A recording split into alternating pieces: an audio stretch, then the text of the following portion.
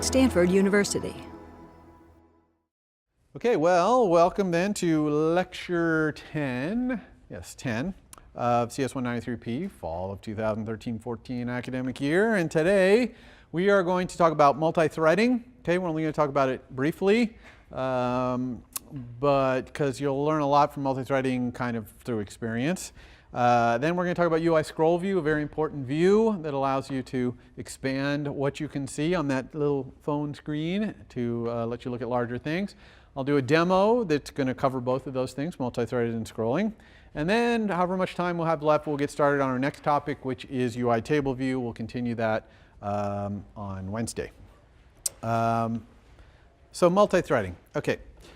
The idea with multi-threading is that you want to divide up the execution paths of your program into different and distinct paths that are possibly running at the same time. Now I say possibly, from your standpoint as a programmer, they look like they're all running at the same time.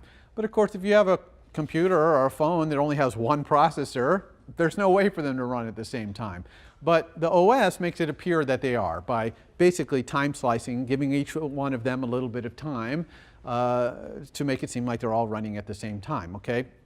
And so if you did have a multiprocessor, maybe they would actually be running at the same time, or maybe not, but you don't care and you don't know, okay? It's totally not for you to know. Why do we want this kind of behavior where we have these multiple threads of execution? Well, a couple of reasons. One, we've got one thread of execution, which is that main thread of execution where the user is interacting, doing touch events. We want that thing to be very responsive. We want that to always be listening. We never want that to not be listening.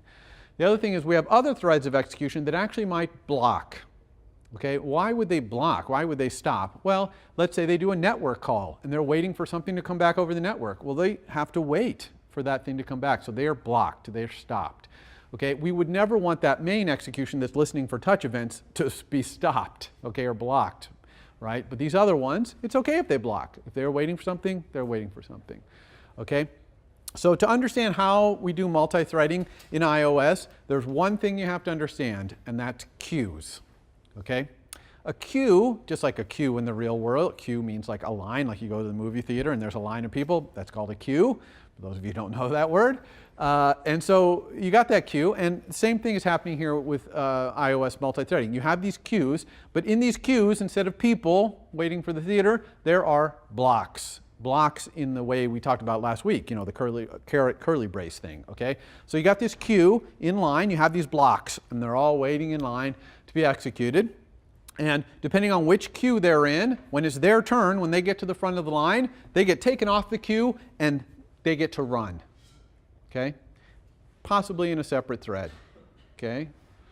Usually there might be multiple threads assigned to one queue or single thread. Again, you don't know what's going on. All you know is you're putting these blocks in a queue and they're being taken off and allowed to run. And people can be allowed to come off the queue one at a time. So at the movie theater, one person gets to go and watch the whole movie, and when they're done, the next person goes in. Okay, that's called a serial queue. That's what the queues we're going to talk about are. It's a very simple queue. There's also concurrent queues, however, where a whole bunch of people get and go into the theater, and they all get to be doing stuff simultaneously. Okay, it's a little more complicated because you got this queue, you're pulling off these blocks and they're all running it together. If they ever want to share resources or something, they need a little more advanced multi-threaded program. But we're going to do the simple kind where one person coming out of the queue, one block coming out of the queue at the same time. Okay, so that's really what you understand, is that's how this multi-threading works. Queues of blocks. Okay, now there's a very important queue, which is the main queue. That's the queue on which multi-touch is happening and all the UI stuff is happening. And this is special for two reasons, all right? One is that we never want to block it, okay? So we never want to do anything that's going to take very long on that main queue. And the second thing is we use it for synchronization for everything that is UI related, okay? So all the methods, not all, but most of the methods in UIKit, you want to call them only on the main queue. And in fact, if you called them on some block that came off of some other queue, probably wouldn't work. Now there's a few, like UI image, UI font, UI color, a couple of those things, they'll work off the main queue. But anything that is going to cause the screen to have to change or synchronize or anything like that, or that might cause that, That all needs to happen on the main queue. So we use that main queue both to have something that's constantly responsive to the user and for synchronization to keep everything in sync with what's going on in the UI side. Everything else we could do in other queues. And actually, it's amazingly, iOS is doing things like actually drawing in another queue. Okay, you don't know that. You don't know what queue it is. You don't see it. But it's actually doing another queue. Why? Because if it's drawing something very graphics intensive and the user multi-touches in the main queue, you want to switch back to that main queue and give it the priority. And the drawing can wait a little bit while that multi-touch gets done. Okay? So this main queue doesn't want to be blocked. It's where we do the synchronization. And I'm going to show you how you can write code that is running on other queues but needs to do UI. Because that's a problem, right? If you've got a block that's on another queue, non-main thread queue, non-main queue, then and you want to do some UI, you got to somehow talk to that main queue. You got to put a block basically on that main queue.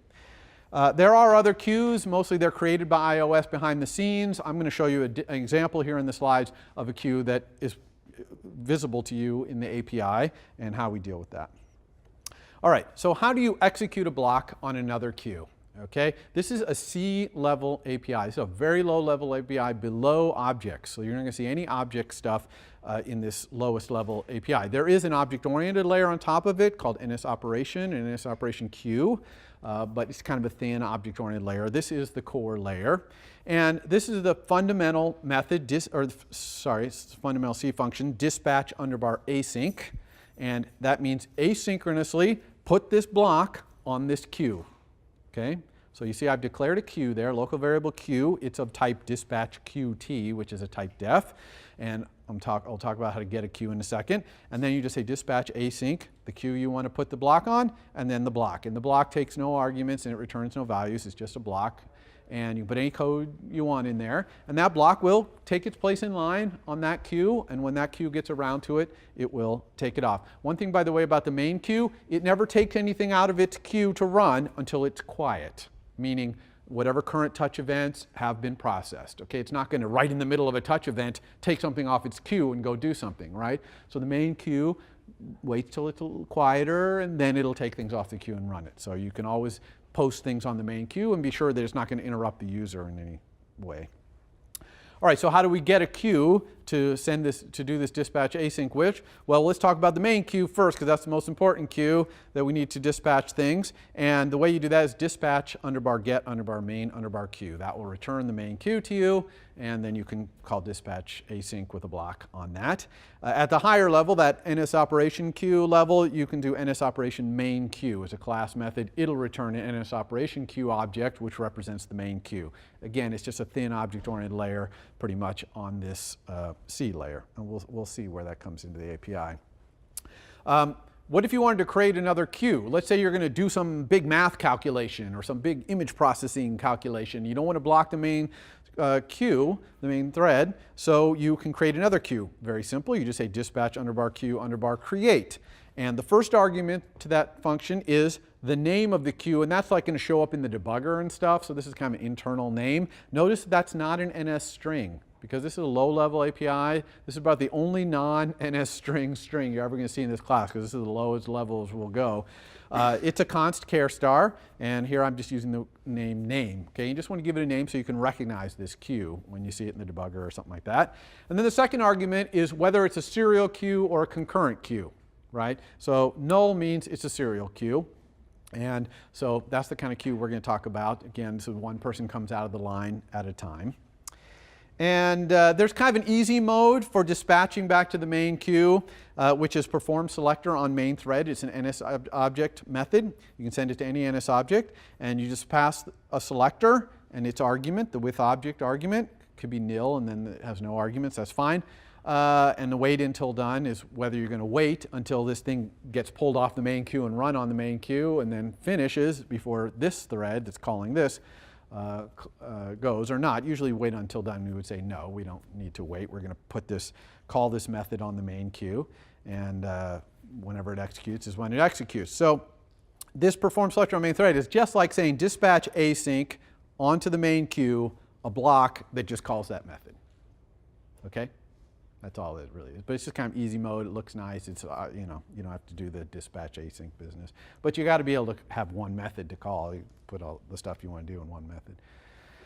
So let's look at an example that uses this, okay? This is more understandable, probably much more by example. So this example is I want to download the contents of a URL from somewhere on the internet. So I have a URL, http / something or other, and I want to download that from the internet. Well, I might be on cellular, I might even be out of network range right now. That could take a very long time. It could take minutes. Okay, well clearly I don't want my user interface, for example, to be blocked waiting for the network to give me that URL back. Okay, so I have to basically call this, do this download, network download in a different queue, in a different thread, not the main queue.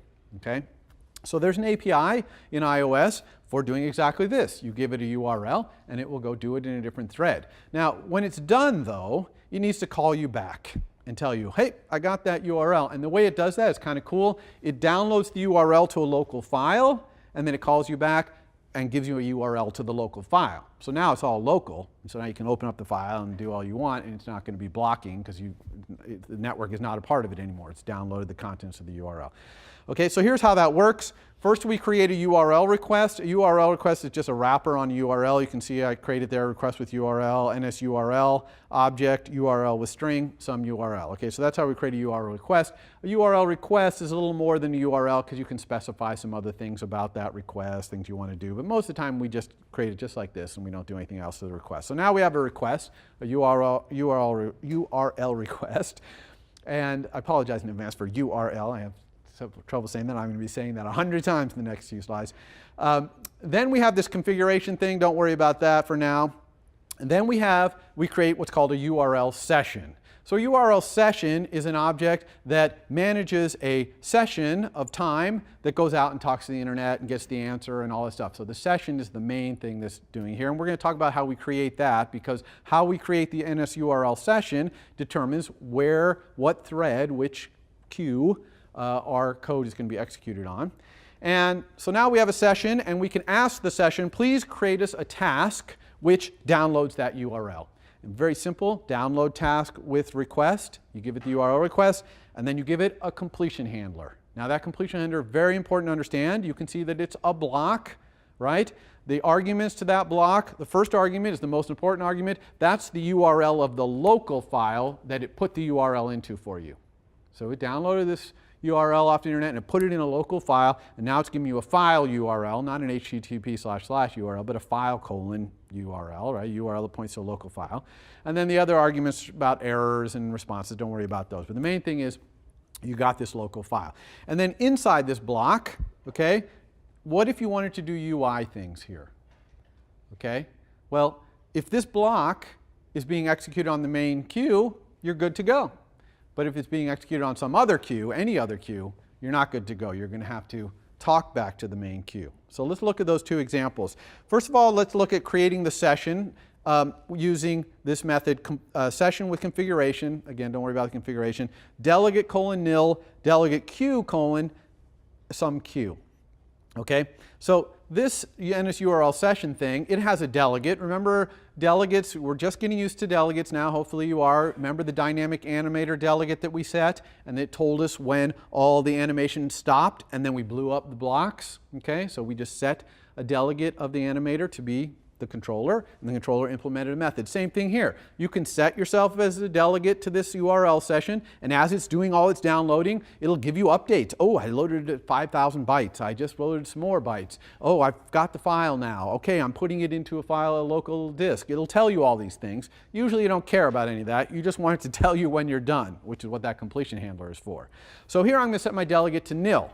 I don't even want to hear any of that mess. I just want my completion handler that you see here called.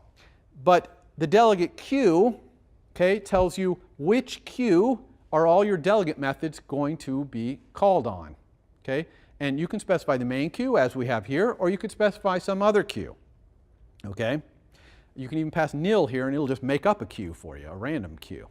So even though we're not doing delegate methods here, we are having that completion handler, and it calls your completion handler on the same queue as the delegates. So that's why that delegate queue line there is really important. What that says is call my completion handler, and all my delegate methods if I had them, call my completion handler on this queue. And I've specified the main queue.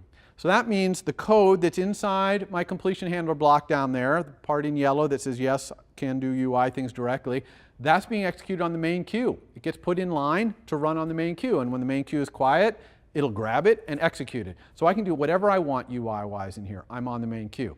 Now conversely, I wouldn't want to do anything expensive here, like look in the URL and parse it and build some huge data structure and all this stuff, something that might block the main queue, right, by taking a long time. I mean, it would have to really take a long time, but you know, or certainly wouldn't want to make another network call in that block, okay? But most importantly, I can make UI calls here. I could update, if this was an image URL, I could update my UI to show the image or whatever I wanted to do, because I've specified that it's going to run in the main queue. Okay, question? Does the queue finish a given task before swapping it out for something else? The question is, does a queue finish a block that it takes out of the queue first before it grabs another one? Yes, if it's a serial queue, which is the kind of queues we're talking about. Yeah, it does them in order, serially. Okay, so now let's look at a different case. What if we create an NSURL session that does not specify the delegate queue? So I just used NSURL session with configuration, no delegate or delegate queue argument there. This case does not use the main queue. It uses a different queue. Okay, there's no delegate, so there's no need to have the delegate method be specified. But the callback, okay, this completion handler gets executed on a different queue, not on the main queue, okay, because I haven't specified the main queue as the queue I want it to execute on. So in this case, if I want to do UI stuff, I have to make another block of stuff and put it onto the main queue. And I can do that either with dispatch async, dispatch get main queue, a block with the stuff, the UI stuff I want to do, or I can do self perform selector on main thread with some method on the main queue, or method that I want to execute, and it'll be called on the main queue. Okay, so do you see why I had to do that in this case? Because this completion handler is not being called on the main queue, it's being called on a different queue. So this is what you need to understand in iOS is when I have a block that's passed to some method, what queue is it going to be called on? Now most time when you pass a block to an iOS method, it's going to call it on the same queue that you called that method on. Whatever method you called and you handed it a block, it'll call you back on the same queue most of the time. But if the method, like this one, goes off and does something in another queue, then it's probably going to call you back in some other queue, unless you specify the main queue. Okay? Question? Is the call dispatch async thread safe?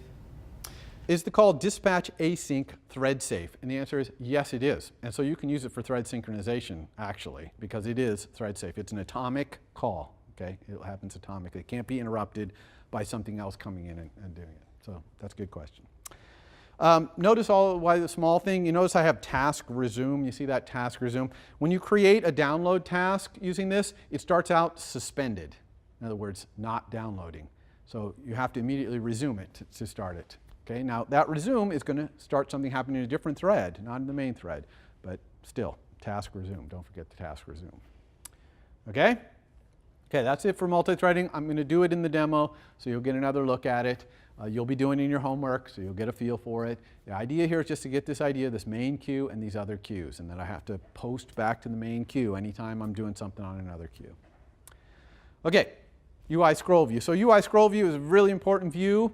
You know, the iPhone screen, anything that's going to fit in your pocket is going to have a small screen, but you might want to have it looking at a lot of information, okay? And you want to easily navigate through that. Now I have this little video here. This is like from iOS 4 or something. That's why I left it with the, or it has the old background, the old kind of phone. But it's really good at showing what scroll view can do because you can put any kind of view in a scroll view, including another scroll view.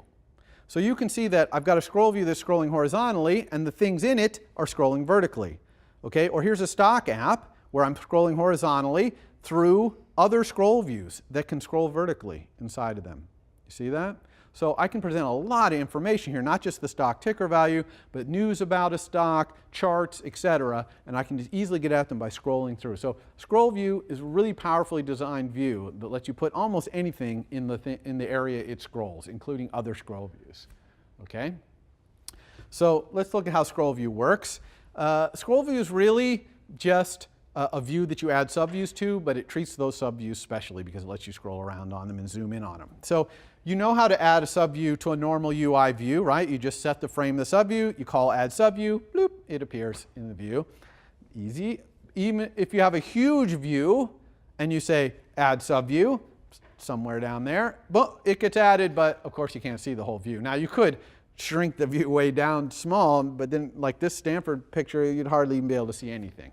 Okay? So really what we want to do is be able to scroll around on these things. So how does this work, adding subviews to UI scroll view? Well, there's one really important thing. This is the take-home point on UI scroll view. You got to set its content size. So it has a property called content size, which is just a big size, and it makes the area that the scroll view is going to scroll around on. Okay? I made a big content size here, 3,000 by 2,000. Then, now when you add subview to the scroll view, it puts it in its content area essentially. So here I put this subview 1, which is the Stanford logo, 2,700 across, 100 down. You see that? And then let's put that big one in there somewhere. Okay, I put it 50 by 100 in there. And now what the scroll view is going to do is really kind of provide a window on that content area. So as the user scrolls around with their finger, it's essentially going to move around, showing you what's in that content area. Right? Does that make sense? So that's all scrolling is, really, when it comes to the panning part of it. And you can position these views anywhere you want. So if I move this Stanford logo here, and then I move that huge thing to be the upper corner, maybe I change my content size to be smaller to include the views. Okay? Now, again, I can scroll around, and you can see various parts. There's that Stanford logo. It's kind of overlapping the view here because those two views overlap in the content area, etc. So it's as simple as that. It's all about that content size thing. Now, as a programmer, you might want to know where is the user currently looking, okay, in my content area. And the way to get that is the scroll view property content offset. It tells you the X and Y of the upper left corner of the area that's being viewed. Okay, so that's an important part of it. The other thing you want to know is what's the bounds of the area the user is looking at. And some people have a little trouble understanding this, but it's very simple. That bounds is actually just the scroll view's bounds. Okay, the scroll view is a view. It has bounds, self.bounds, and that bounds is the area that's being looked at. Now, that bounds is in the content area's coordinate system. Okay, and you might not want that. You might want to know in that image what is being looked at. And to do that, you simply convert those coordinates using this view method, convert rect to view. So you take those scroll view bounds, you convert rect to view, whatever subview in there, like the UI image view that's displaying that Stanford picture, and you can find out what it is in that view's coordinate system. Now, why would those be different? Well, okay, that Stanford thing happens to be up in the upper left corner at 0, 0, so it looks like it would be the same. But if that were not at 0, 0, then that would matter. Also, it could be zoomed.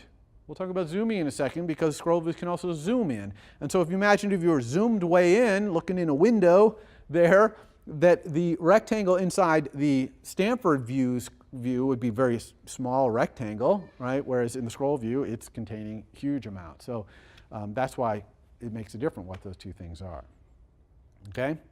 So let's talk about how you create a scroll view. Very easy. You just drag it out from your storyboard. Okay? That's the number one way to create a scroll view. You can also do alloc init with frame. It's just a view like any other view, but usually you drag it out. It is possible to have a view sitting in your storyboard and do edit menu, embed in scroll view, just like you do embed in navigation controller. You know, maybe I don't understand exactly how that's supposed to work, but it seems to me like it doesn't do the right thing a lot of the time. For example, it seems to put like a little extra space around it. I'm not sure. I don't recommend embed in scroll view. I recommend just put your scroll view there and then add your subviews in code, okay?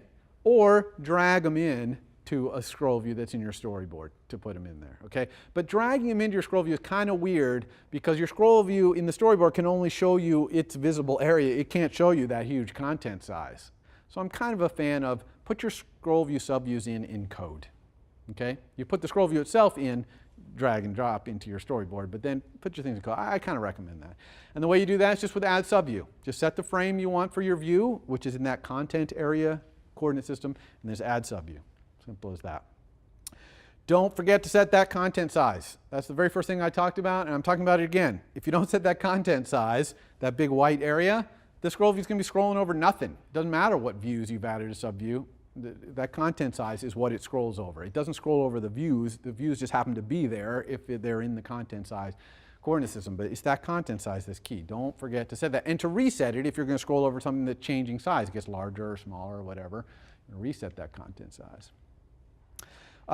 Most of the scrolling around is the user with a touch gesture panning, but you can also scroll around using code. For example, scroll rect to visible. You specify a rectangle in the content area, and it will scroll that to make that rectangle visible. And you probably want it to be animated so it slides over instead of just jumps, right? And there's a ton of other things you can control in a scroll view, which we're not going to talk about just for time constraints, but you can go look at UI scroll views documentation, things like whether scrolling is enabled at a given time, whether you can scroll horizontally or vertically or both. There's no scroll bars in iOS, but there are scroll indicators. You don't need scroll bars because you just scroll with your finger, right? You pan around with a touch gesture. But there are little things that flash on that kind of show you where you are in the content area. You can look at all that stuff in the documentation. All right, so now let's talk about zooming. Okay, so we've talked about panning around the scroll view. What if we want to zoom in on the content and zoom out? Remember that all UI views have this transform property. Okay, we used it to great effect in the animating world. And the transform lets you rotate and scale and translate a view arbitrarily. Okay, it's doing bits though, bitwise zooming. And UI scroll view takes advantage of that to do its zooming by changing the scale of the transform. Okay, so it scales the transform. So that means that your view, if it zoomed in a lot, could be kind of grainy unless your view doesn't know how to adjust itself once it's zoomed in. And we'll talk about that in a second.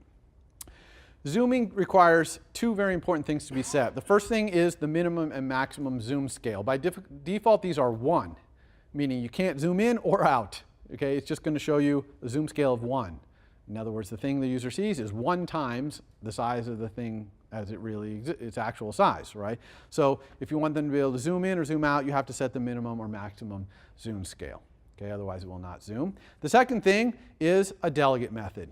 So scroll views that zoom have to have a delegate, okay? And delegate is just a property on scroll view, just like it was on Animator. You're going to set that delegate to be some object, usually your controller, and your controller is going to implement whatever methods in the UI scroll view delegate protocol, remember we talked about protocols, that it wants. All the methods in the UI scroll view protocol are optional, but this one is not optional if you want zooming. And all that this method, view for zooming in scroll view, is returning is which view in the content area, which subview of the scroll view, is going to have its scale changed when it zooms. Okay?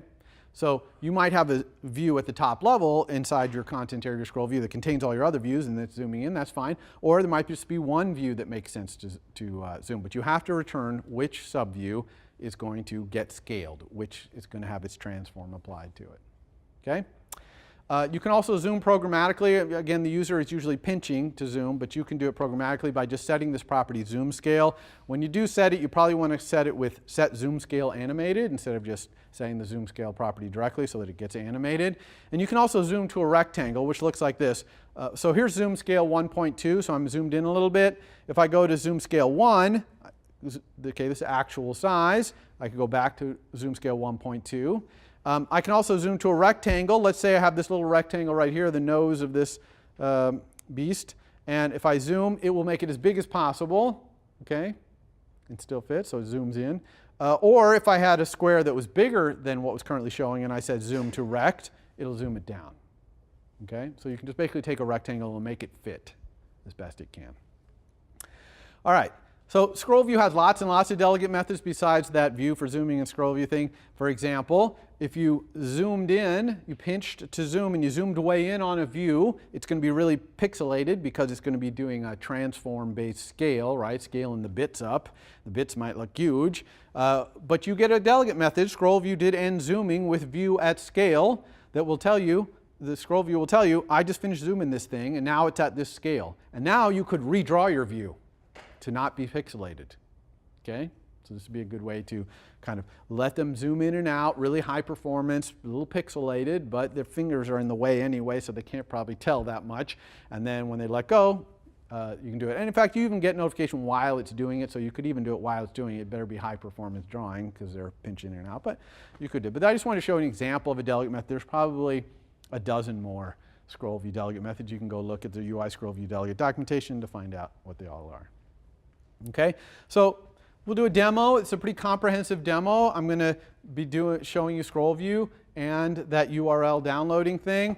And I'm also going to show you, we'll do another navigation controller just to show it again in class. And at the end, I'm going to show you a little animation thing, a spinner that can spin while things are happening in other threads. So the main thread can show this little spinner so people can see what's going on. So we'll try to get all of that to fit into our time. So we're going to make a new project here. So I'm just going to create a new project.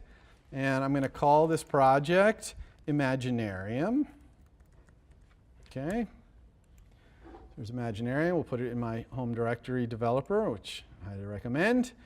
Here it is. Okay, I'm dragging app delegate to supporting files. Probably the week after next, we'll start talking about this app delegate. Really, the app delegate mostly comes in when we talk about multitasking in iOS. And we will start talking about multitasking the week after next, but not today. So here we go with this basic view controller right here, this blank view controller. And I'm going to start off right off the bat by making a new MVC, a new view controller. And what this view controller does is it takes a URL and displays that is a URL that's for an image on the internet, some JPEG file, and it displays it. Okay? So that's what this first thing I'm going to create is. So let's just go straight to that. New file. I'm going to create a new class. It's going to be a UI view controller. Okay, I'm going to call it image view controller. Okay, because that's what it does. The view controller displays an image. Put it right here.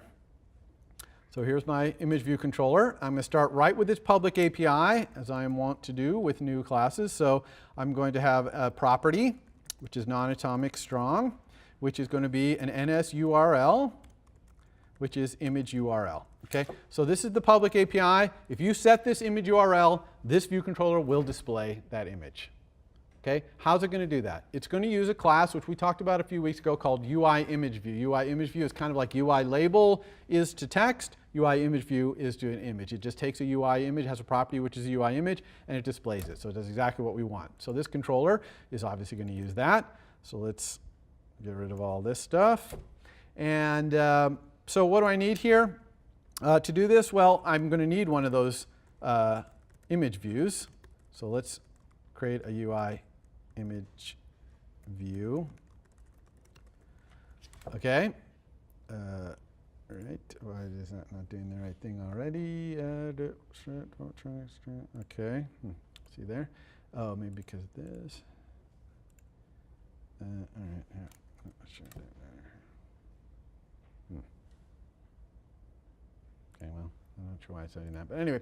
Okay, sorry. So we have this image view. That's going to be the main thing. So I'm going to lazily instantiate that. Image view,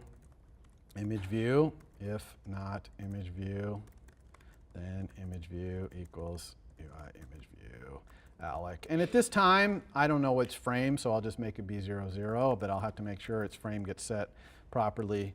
At some point, when I set its image, I better make sure its frame is set properly. And so we have that. Now I'm going to do another interesting thing while we're here, just to show you how this is done. I'm going to have another property, which is going to be a UI image. And this is going to be the image we're displaying.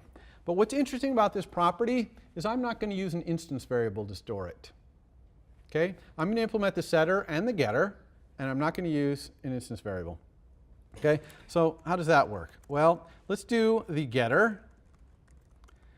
Oops. Image. And the way I'm going to do this, I'm just going to return my image views my image views image. Okay? So when someone wants this property, it's just private property, but whenever I want this property in my code, I'm just going to return the image views one. And similarly, when I set this image, okay, let's see if we can make this do the right thing in terms of code coloring. I'm not sure what's going on there. Let's try this again. Okay, so I'm not exactly sure. Oh, there we go. Okay, I want to get these colors going here. All right, so let's set our UI image. And same thing here. I'm going to just self.imageView.image equals the image. But here's why I'm defining this little image. Because whenever I set the image in the image view, I need to do one other thing, which is self.imageView size to fit. Okay, I want the image view to adjust its frame to fit that image. So since I always want to do that whenever I set the image view's image, I'm just creating my own little property, which has sensible semantics, that does this little size to fit. There's some other things we're going to want to do when we set an image, and we can put them all in here. But we'll start with these. Okay? The next thing I need to do is in viewDidLoad,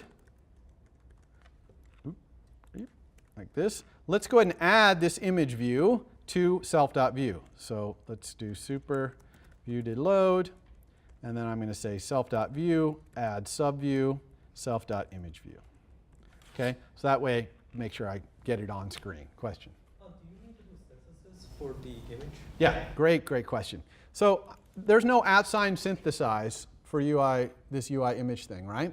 And compiler's not complaining either. What is going on? Why don't I need an @ synthesize? Anyone want to hazard a guess?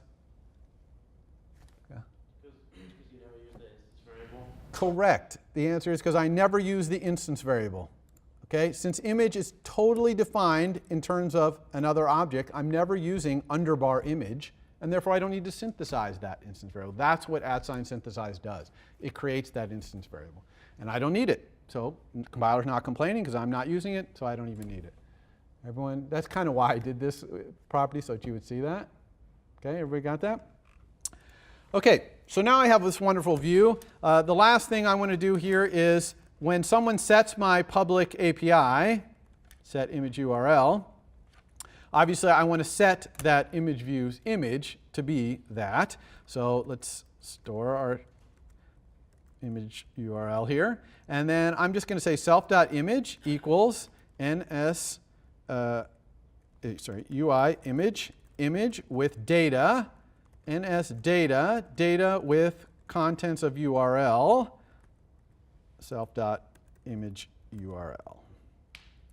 Okay, let's make some more space. Okay, so all I'm doing here is I'm calling this self.image, which is going to call this down here, right, this set image. And I'm creating a new UI image using the data that I get by getting the contents of that URL. This is going to block because that URL is going to be out on the internet. If this URL is on the internet, this will block. If it's a file URL, it won't. It'll just get the data. Okay? But this is very important to understand. This is where we might be blocking the main queue. Okay? And that's going to be bad. We're going to block the main queue, and then we're going to unblock it. Okay, but we're going to start out blocking it, which is bad. But this is the line of code, this is the offender, because data with contents of URL will go out on the network if that URL is an HTTP something. Okay? Okay, so now what image are we going to display, right? We have this nice generic image displayer. What are we going to display? And now let's go, we're on the internet. So I've got these images right here that actually Apple has. They've put up a few images that were kind of example images that were taken by an iPhone 5S, I guess. And you can see there's this one, photo 1, which is this flower. And then there's photo 2, which is these peppers, I guess those are. And 3, which is this jellyfish. Okay, so I want to have my app be able to display these images. Okay, so I'm going to make it so I can display any of these 3 images. So how am I going to do that? All right, I'm going to go to my storyboard. And first I'm going to drag out a view controller to be my image view controller. So let's drag that out. And we know that we need to set its class to be image view controller. So now I have this nice image view controller that can display an image. And now I'm going to put some buttons in this view controller. This is the default view controller that got created when I created the app. So I'm going to create one here. We'll create one for the peppers and whatever those things are. And then let's create one for the, what was the first one? A flower. And then what was the other thing? It was a jellyfish. Okay, so I got these buttons, and when I click on these buttons, I want it to show up here. Okay, so I'm going to use that by doing a navigation controller and have it segue. Okay, just so we can review the segues. One thing I want to do to all of these is let's give them some nice things here. Let's have them horizontally centered that way. Let's have this guy horizontally centered or vertically centered this way. Let's control drag from this guy up this and keep the vertical spacing. Control drag this and that vertical space. So I do all that. You can see I have some yellow here, some yellow constraints. Let's go fix those. We'll go over here, do this. We'll fix misplacement there. Yeah, that makes sense. We'll fix that one, and we'll fix that one. So now they're doing it. This might be a nice chance to go here and select on this and go switch over to landscape. Looks like it's doing something sensible, so that's good. Okay, everybody got that? Just a little review of auto layout there. All right, so let's put this inside of a navigation controller. So I'm going to embed in navigation controller. So that puts that here. That's good. Let's go ahead and put a title in here. We'll call this Imaginarium. Now I want to segue when any of these buttons is pressed to do this. So I'm just going to control drag. So let's control drag this one, push, control drag this one, push, and control drag this one, push. Now you see I've got these three segues in here. If I click on one, it'll tell me what is causing that segue to happen, which is kind of a nice feature. Now what am I going to use for my identifiers for here? Well, actually I'm going to be a little bit tricky here. I'm going to use the name of the photo as the identifier, and then in my prepare for segue I will use that to pick which of the three photos I'm going to show. So, you know, it's a demo, so I'm trying to make this as little code as possible. So here's my three things are going to have these three identifiers, and I need to do prepare for segue in this guy, right? So let's go do that. Let's do it this way. Let's go over here to our view controller. We don't need any of this. This is our generic view controller on the side there. So I only need to implement prepare for segue, and I'm going to use the image view controller that I just created, because it's the thing I'm going to segue to, right? So all I'm going to do is I'm going to say if the segue's destination view controller is kind of class an image view controller, okay, then I know how to segue to that. So oops, one more square bracket there. So I'm just going to create a local variable here, image view controller IVC equals image view controller segue.destination controller, which I know is okay because I did this introspection right here, so I know this line is not going to cause a problem. And then I'm just going to say ivc.imageURL. Okay, remember this is the public API of our image view controller. Okay, and that's what we do in prepare for segues. We call public API on the destination view controller. So I'm going to set that to be NSURL, URL with string, and I'm going to make a string with a format, and what I'm going to do is I'm going to copy and paste this thing right here that I went to, this Apple thing. So let's copy that and paste it in here, paste. But instead of just doing photo 1 here, I'm going to use the segue identifier. Okay? And just so we can see what's going on, I'm also going to set the title of that view controller to be the segues identifier as well, the little photo underbar 1 or photo 1 or 2, just so we can see at the top what it is. So everyone understand what I'm doing in prepare for segue here? How I'm preparing my image view controller to do what it wants to do? Okay?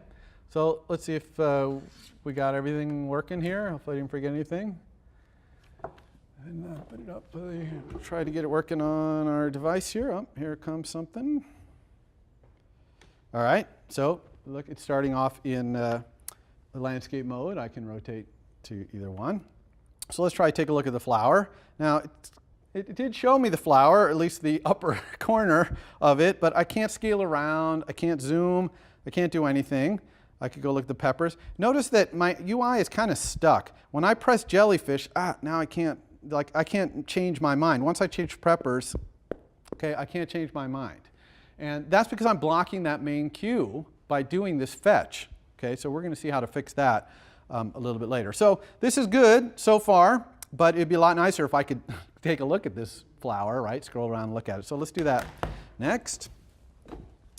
And we're going to do that by adding a scroll view. So I'm just going to go here to my storyboard, and here inside my image view controller, this is my image view controller, I'm going to add a scroll view. And we do that just by going down here where we add everything from and finding a scroll view. I think it's down towards the bottom. Oh, there it is. Okay, scroll view. I'm just going to pull it out. I'm going to make it match the whole thing. I'm going to actually do reset to suggested constraints. I always like to see if it actually picked good constraints, which it did. Okay, it's going to have that scroll view stick to the edges. So as we rotate, or if it were in a different size view or whatever, it would stick to its edges. I really like that. Let's also wire up an outlet for that. We'll call it scroll view. All right, so we have that. So now we can talk to the scroll view. And all I really need to do to make this work is, instead of adding the image view as a subview of the view, I'm going to add it as a subview of the scroll view. But of course, this will not work. I'll go ahead and prove to you this will not work.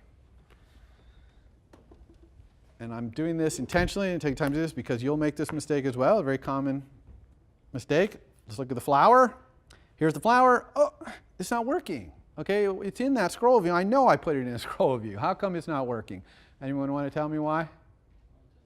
Content size, exactly. We have to set the content size, because right now the scroll view doesn't know where to scroll over. And you might ask, why is it even showing anything here? And the answer is, I think scroll view, when you add it in a storyboard, it might set its content size to be its bounds or something like that. So it's just some defaulting that's even make it so we see anything there. Okay, so let's go back here and fix that. So where do we want to set the content size then? And let's make sure we can see all this code. All right. The content size, for sure, we want to set anytime we change the image, we want to set the content size. There's no doubt about that. So let's do this, self.scrollView.content size, size, equals self.image.size. Okay?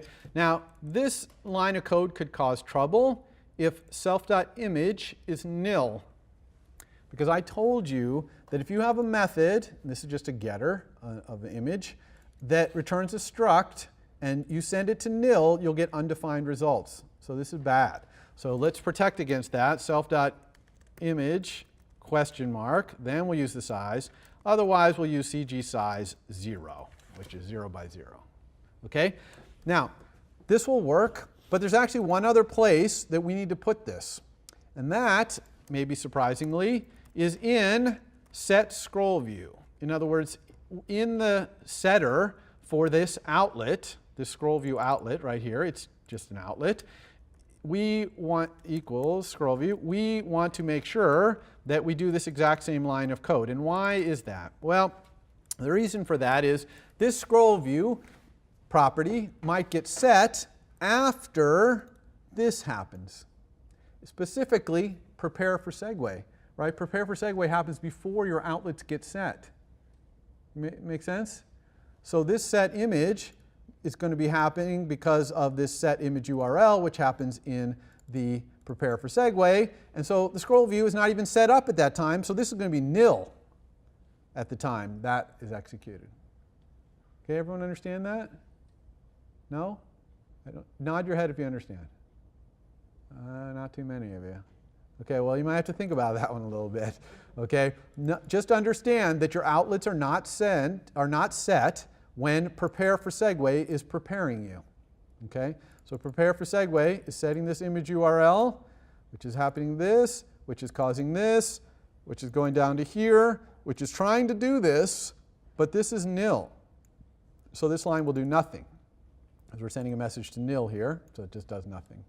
So later, when this outlet comes along and gets set, then if we have an image, we want to make sure that we set our content size. Okay? All right, so you can cogitate on that.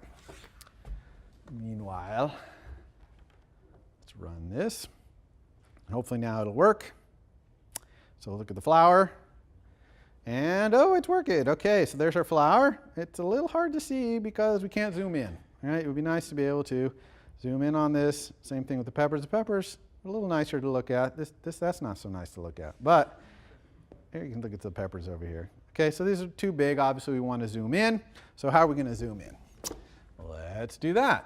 Zooming in, really simple. Remember I said you only need to do two things. Okay, one is you got to set the scroll view's minimum and maximum zoom scale. So we'll let it zoom into, let's say, 20% of the size of this image, or zoom out, and then we'll have the maximum zoom scale be 2 times. Okay, so we won't allow the image to get any bigger than twice as big, and we'll zoom down to 20%. And the other thing we need to do besides setting those is to set the scroll views delegate and implement that other method. So I'm going to set the scroll views delegate to self. Okay? This causes a warning. Do you see that yellow triangle? Why do you think there's a warning here before I click on it? Anyone? Yeah. You need to specify the delegate method of like which subview to actually zoom into. Yes. So that's yes, but there's an indirect step. And this warning is actually telling me something slightly different. But it's telling me something on the way to exactly what you're saying, which is we got to implement that view to zoom thing. But that's not what this warning is warning us about. This warning is saying that you are assigning this delegate to an object that does not implement the scroll view delegate protocol. Okay? Now, that's not implementing the methods. That's declaring that it does it. That's this up here. Okay?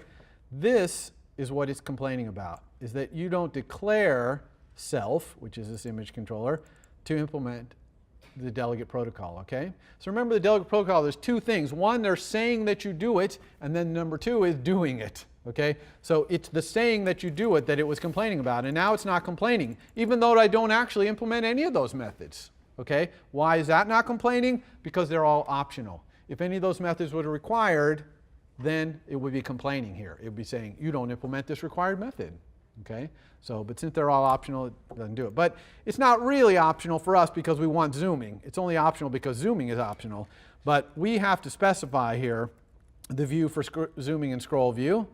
Okay, we have to return which of the subviews we want to zoom, and we only have one, which is our image view. So we're going to return that, and it's going to cause the image view to be zoomed when zooming happens in the scroll view. If we returned nil here, then that the zooming rather, pinching would do nothing in the scroll view. Okay, it's only going to zoom, i.e. change the transform of whatever subview you specify by returning here. Okay, so let's try this. See if we can zoom in.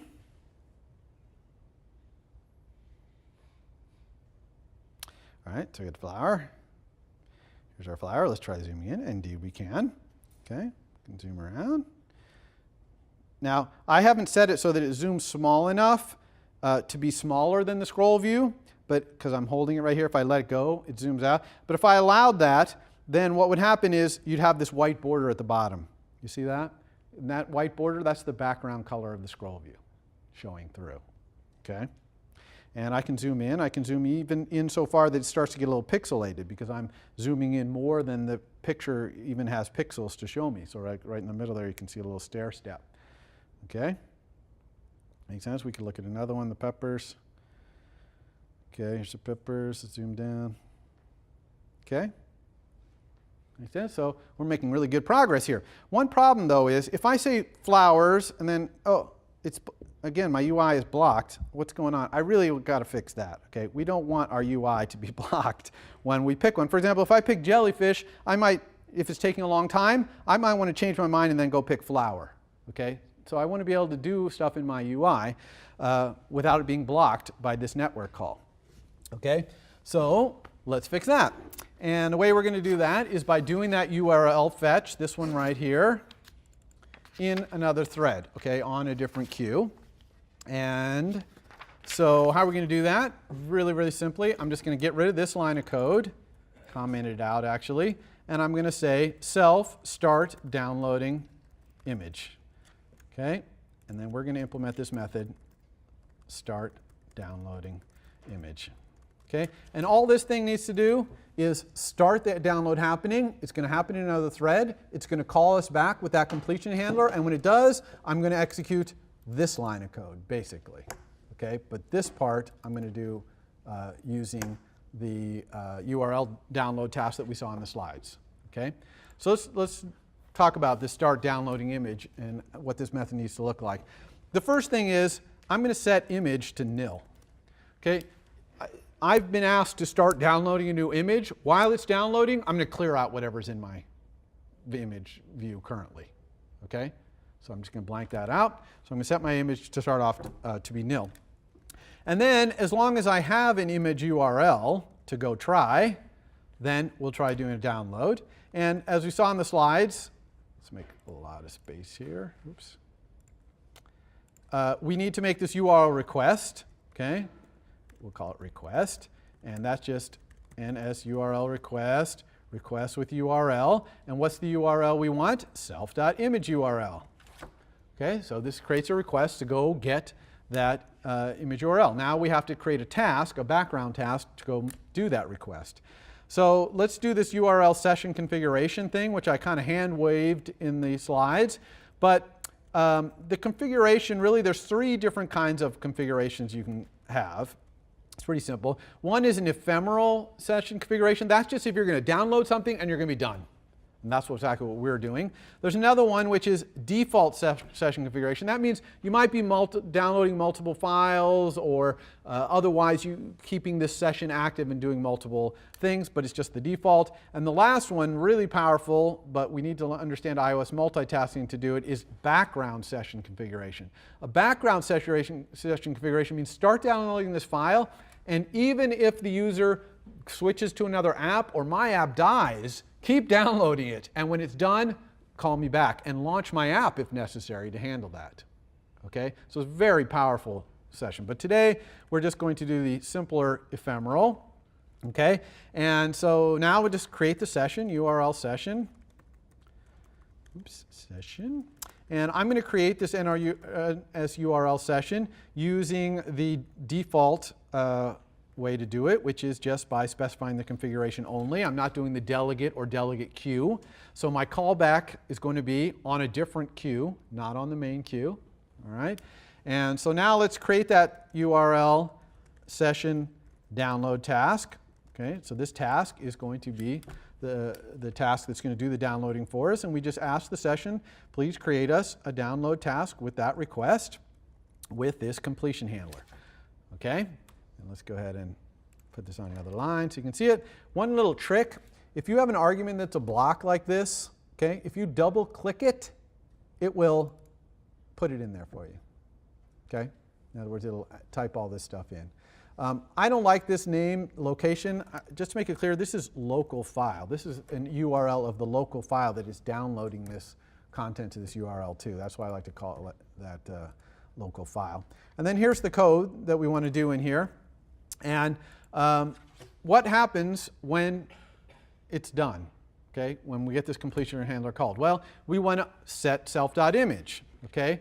But the only thing here we have to be careful of is we're not on the main queue, so we have to do that in the other queue. So let's do this. If there's no error, first of all, you can see that there's this error argument right here. So I'm going to say if there's no error. If there was an error, you might want to put not found or something in your view somewhere. But if there's no error, then I'm going to do an interesting thing here that you might be like, what? Which is I'm going to check to see if the request URL's URL is equal to self.image URL. Okay, why would I do that? Whoops, request.url. Why would I do this? Why would I check to see if this is, which we set to be this, why would I check to see if this is equal to self.image URL? Anyone have an idea? What? Yeah. In case we changed it after we sent the request? Absolutely. Okay. In case somebody else in the app, changed the image URL, asked us to display something different while this was outstanding. Okay, this URL is out fetching. Let's take it, it takes 10 minutes. Okay, really slow website out there. It takes 10 minutes. And in that 10 minutes, the user clicks on something else and wants this view to display something else. Well, this download task is still going to complete 10 minutes later, but we want to ignore it, basically, because it's a request for something we're not going to use anymore. So this is something that's important to understand about multitasking, is that things take time. And when things are finished, you have to make sure the state of the world still matches what you thought it was when you asked it to start. Okay? Multitasking programming, multi-threaded programming rather, can be kind of mind-bending in that way. But you really have to have the discipline to think, okay, what if this takes 10 minutes? Then what do I want things to do? All right, so that's the kind of thing you have to do. So in this case, though, it is the same.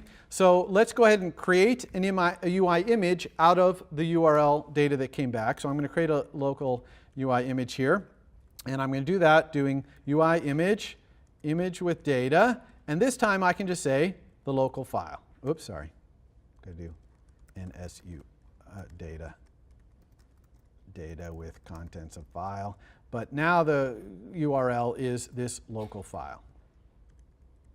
Okay? So this right here is doing locally, so it's not going to block like this one did. This one blocked because this could be a network HTTP URL. This one is a local file, so it can't block. Okay? Now, notice that I'm doing this. It looks like a UI kit call. Am I doing this on the main queue? No, I see nodding heads or shaking heads. You're right. No, this is not happening on the main queue. And it turns out that that's okay. UI image is one of the few UI kit classes that you're allowed to do things to off the main queue. And that's because this is not actually going to do anything on screen. I'm just creating a local variable here that is parsing this URL and looking at its data and creating an image for me. Okay? Here, let's make this a little more readable by moving this back. Okay, so this is not going to actually touch the UI. I'm just creating this UI image object at this point. That's okay. But the next line of code I want to do is self.image equals image. Okay, now I want to set my image to that. This line of code has to happen on the main thread. Because look at all the UI stuff we're going to do when we do set image. We're going to be talking to the scroll view. We're going to be doing image size fit. We're going to change the content size. This could be doing all kinds of stuff. So this has to be on the main thread. And so I'm going to do that with dispatch async, dispatch underbar queue, get main queue, and a block here. And inside this block, I'm going to put this call right here. Sorry. Okay. Now another way I could have done this was self perform selector on main thread, assign selector, set image with object, the image, wait until done, no. Okay, these two lines of code are pretty much exactly the same thing. Okay? Everyone understand that? We'll leave it this way. Okay, everyone understand this line of code? Question? So wouldn't you want to check to see if the image has already been downloaded before you start downloading it? If the image is saved? 10 minutes after you download the file, the user clicks again, that image is already Yeah, saved. so the question is, before I start downloading this image, wouldn't I want to check to see if I already have a download going on, this trying to image? And the answer is yes, you would. You know, this is a demo, we're not doing it, but you would want to do that. You probably want to have a local variable, which is the URL that you're currently downloading, maybe even an array of them, because the person might click back and forth and back and forth. And so these are all the ones I have outstanding. And then you'd want to go look and see if it contains that object. And if it does, just don't do this. Okay, and wait for it to come back. So that's a really good point. And then I have this warning right here. Oh, sorry, question. So you said that we're no longer in the main thread when you do a completion handler. What line exactly makes it in that code like starts the new queue? Because we never actually physically. Yeah. So the question. So you mean where is this queue that all this stuff? And when did we start actually? Okay. So that queue that is going to do this completion handler, right? This completion handler right here. The queue to create that is created by the session task, and it creates it when it needs it. Probably it creates it right before it calls this completion handler. But if you had a delegate, it might create it right at the beginning and use it to call your delegate, right? So in this case, it probably created it right before you need it and fired this off. Because the actual URL download is happening in yet another queue, right? The URL downloading queue, and in fact, it could be in another process if you use that background session thing. So that's all happening. But this queue is probably created right before it calls this handler. It's created by the session, URL session, right before it calls this handler. It does not pause the main queue though, right? No, because this is a totally separate queue, totally unrelated to it. Okay, this is the only time we're touching the main queue. Right here is when we touch it. And even here, this block gets put in line on the main queue. The main queue might be busy doing other things, okay? Pulling other blocks off its queue, because this goes at the end of the line. So if there's other blocks, those are going to get executed first, and then eventually this block will get executed. Okay? So anyway, we have this one warning right here. Why do we have this warning? That's because this task, we created it, but we never sent it a message. You see, this says unused variable task. And that's a good reminder for us to say task resume. Because if you don't say task resume, this task starts out suspended and it will never actually do anything. It just sit there waiting for someone to resume it. Yeah? Is there any way to keep track of the task and abort it if, say, the user clicks on a different image? Yeah, so the question is there ways to abort tasks? I'm going to talk more generically about blocks on threads or on queues. If a block is taken off a queue, it starts to run, it cannot be stopped. It has to stop itself. It would have to realize, oh, it no longer makes sense for me to be doing what I'm doing. Okay? There is some API in the URL session to do things like that, but I want you to understand that for blocks on queues, once they start, they cannot be stopped. They can only stop themselves. They can just exit from themselves when they realize they're no longer necessary. Okay, I don't have time to get into the URL session stuff, but that's the answer to your question. Okay, so let's see how this works. Hopefully I haven't forgotten anything here.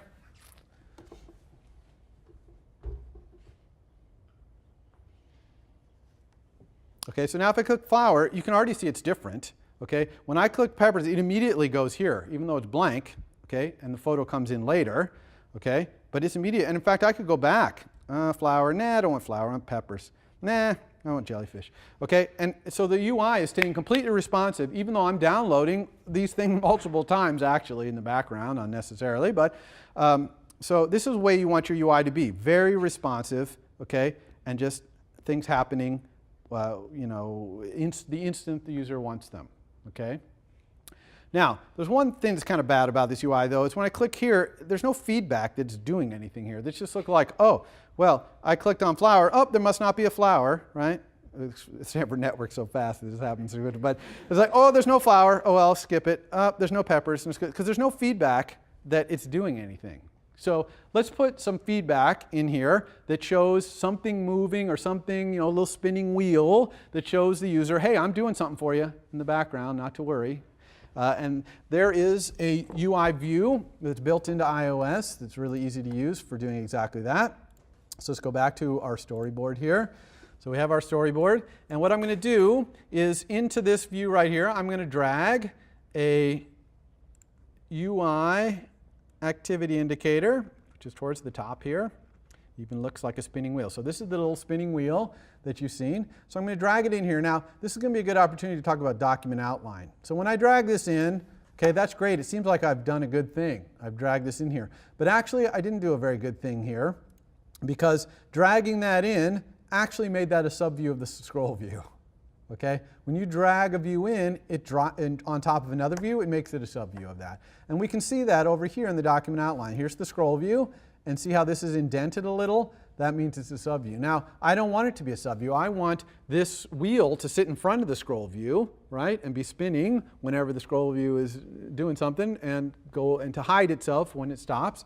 And so I can make this not be a subview by picking it up and moving it to be a sibling. Okay? Now, the problem here is I put it in the back. Things at the top of the subview list are in the back. So I can just put this up here. And now I've got this in front and this in back, okay? And they're siblings. So this is in front, okay? Another thing I want to do here is set my constraints on this guy. So I'm going to go here and I'm going to set it to be horizontal, vertical, centered. And we can just make sure that it did the right thing, which it did, okay? I got a little yellow there, so let's fix that. Fix misplacement, put it right in the middle. Okay, so we got that. The other thing I want to do is I want this little spinning thing.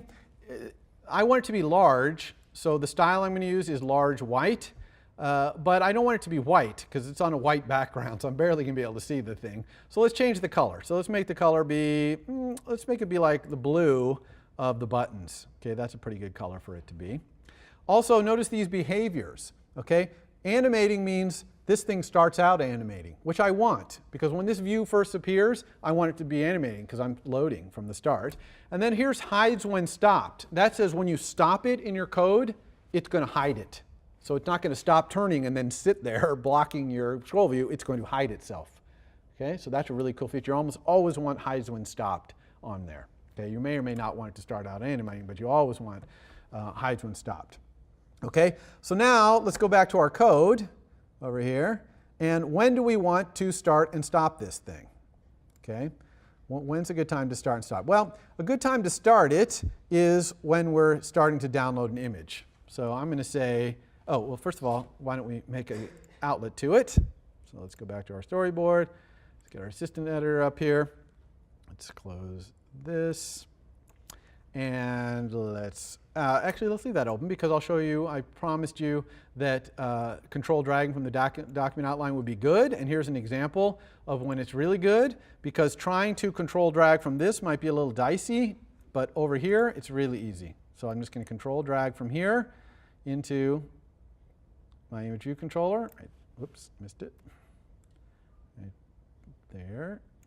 Okay, and we'll call it spinner. So there's a spinner. See, it's a UI activity indicator. All right, so now let's go back to here. And our view controller, make it as wide as possible. Okay, so now I have this self.spinner up here. And now I'm going to tell it, when I start downloading an image, self.spinner, start animating. Okay, so that's the method that you send to a spinner to tell it to start animating. And if it's hidden and you have that hides when animated, it'll unhide itself and start spinning. If it's not hidden, it'll just start spinning. Now, when's a good time to stop it from animating? Well, the best time is probably when someone sets an image. Okay? Because if an image gets set in here, then we can pretty much be assured that we're done, so we'll stop animating then. Okay? So whether this set image happens because that start downloading thing finally finishes, or because someone gets tired of it and sets it to some image that's a local image, either way, boom, we're going to stop doing that spinner. Okay? So let's take a look at that.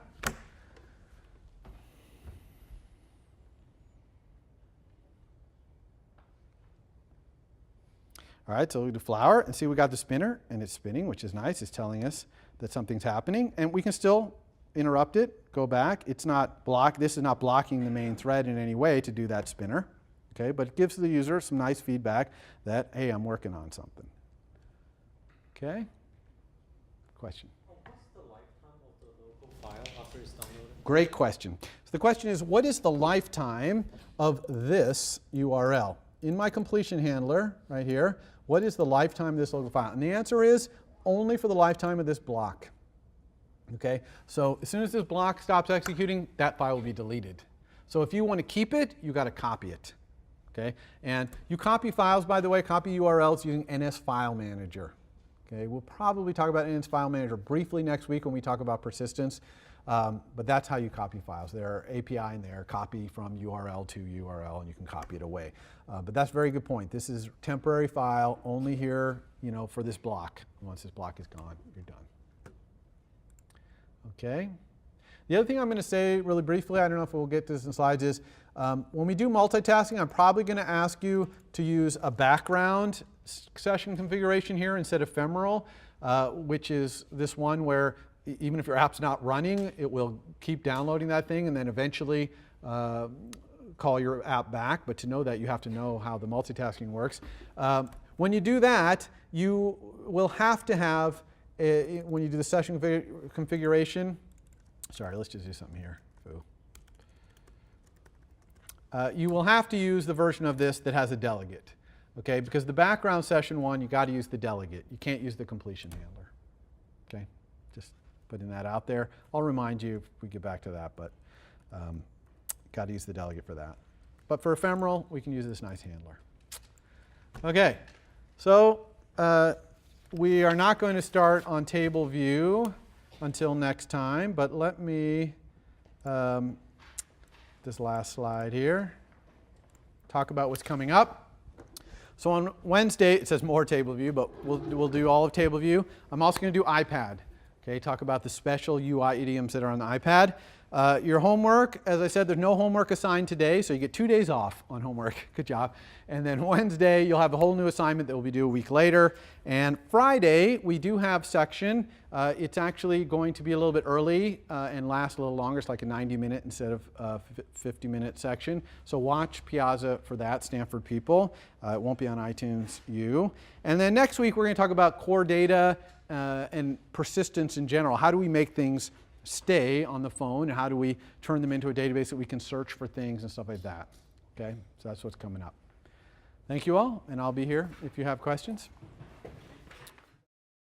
For more, please visit us at stanford.edu.